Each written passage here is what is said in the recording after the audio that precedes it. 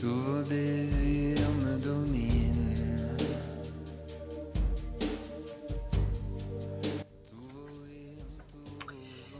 Bonjour.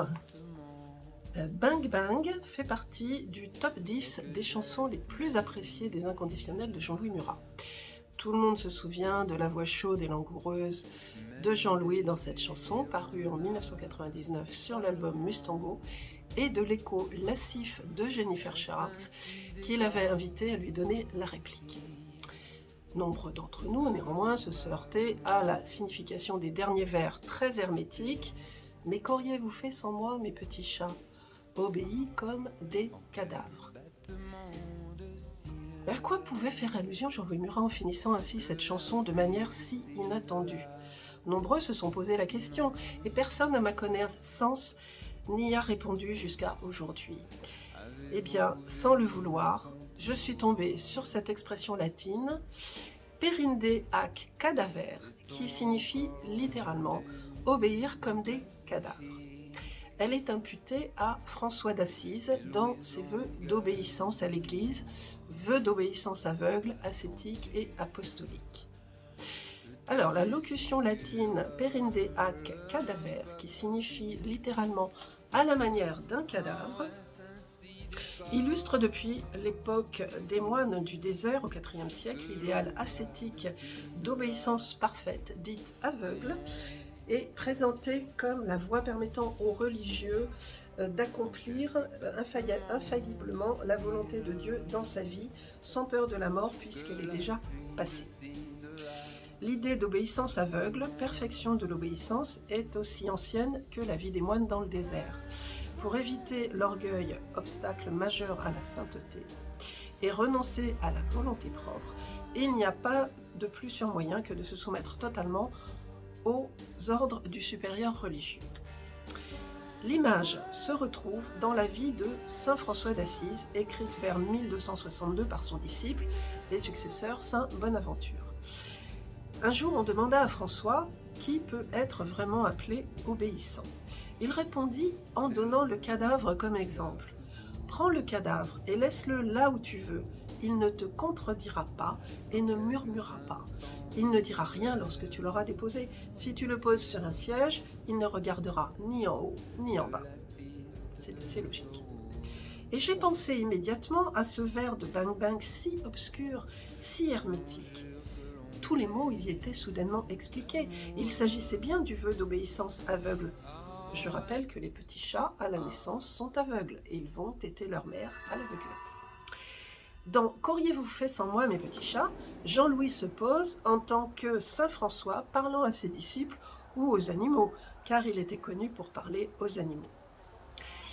Lorsqu'on sait que Jean-Louis Murat a composé un morceau instrumental de 3 minutes 53 en 1993, qu'il a intitulé « Saint François d'Assise », et qui est paru dans le CD « Musique d'un autre âge », je vous mets le lien YouTube dans cette vidéo. Le doute n'est plus permis. Jean-Louis pensait bien à saint François quand il a écrit ce vers. Alors, pourquoi cet intérêt pour le personnage ? Creusons un petit peu plus loin dans la personnalité de saint François pour tenter de comprendre. Dans l'imaginaire collectif, il est le saint qui parle aux animaux, le doux rêveur, le patron des plus petits. Pourtant, saint François d'Assise est un rebelle, un révolutionnaire dans la société italienne et l'Église de son temps. Son premier geste après sa conversion est de distribuer aux pauvres une partie des biens de son père, riche commerçant d'Assise. Lorsque ce dernier le traîne devant la justice, il se déshabille et quitte nu le tribunal. L'ordre qu'il crée preste à contre-cœur, tant il est hostile aux hiérarchies et aux institutions, ne repose que sur une seule règle, la pauvreté absolue. Dans une institution catholique vacillant sous les coups des hérésies qui rejettent son luxe et son pouvoir, François d'Assise va faire souffler un vent de jeunesse et de modernisme. Certains, comme l'historien Jacques Le Goff, prétendent qu'il a sauvé l'Église menacée par sa décadence interne. Lorsqu'il meurt à 44 ans, l'ordre des franciscains est déjà célèbre. Il faut moins de 2 ans, un record, au Vatican pour le canoniser. Une manière de récupérer le rebelle. Alors, le Christ est la figure centrale de la foi de François d'Assise. Dans un temps où la piété allait à un Dieu Père tout-puissant, il est le premier à engager la chrétienté dans une imitation d'un Dieu homme, à introduire l'humanisme dans le religieux, à ériger la figure du Christ en exemple de vie. 2 ans après sa mort, avant sa mort, des plaies aux pieds et aux mains viennent rappeler celles du crucifié. Il est le premier stigmatisé de l'histoire de l'Église.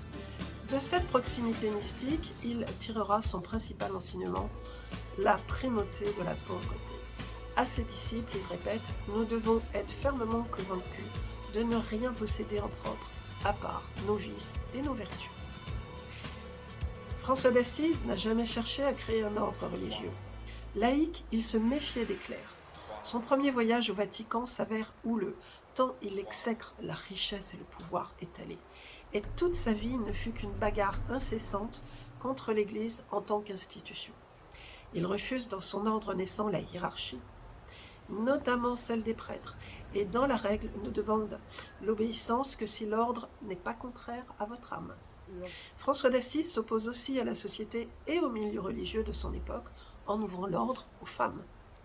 Sous la houlette de Sainte Claire, il confie à ces dernières des responsabilités égales à celles des hommes.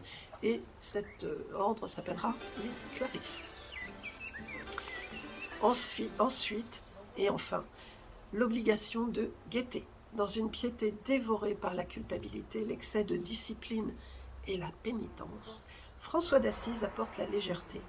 Heureux le religieux qui prend plaisir et joie dans tout ce qui s'en sert pour porter les hommes à l'amour de Dieu. Le mot d'ordre des franciscains est la pauvreté dans la joie. La source de la joie est d'ordre divin. C'est une expérience transcendante, un signe de grâce. François d'Assise, homme de son temps et de sa culture, transpose dans son ordre les vertus chevaleresques. Le religieux se doit d'être un chevalier de Dieu, doublé d'un troubadour et d'un jongleur. Chez les premiers franciscains, on chante et on joue beaucoup François le premier. Alors, quand on a lu ce petit aperçu sur la personnalité et la vie de François d'Assise, on peut comprendre l'intérêt, peut-être la fascination aussi, que Jean-Louis Murat, notre iconoclaste préféré, auvergnat, lui voit certainement. En tout cas, il y portait un intérêt. Alors, je vous rappelle que nous serons au 3e week-end Muraillesse-Sœurs avec Patrick Duché pour parler et signer notre livre Jean-Louis Murat, Entre Prunes et Spring. On vous souhaite une bonne journée. À bientôt.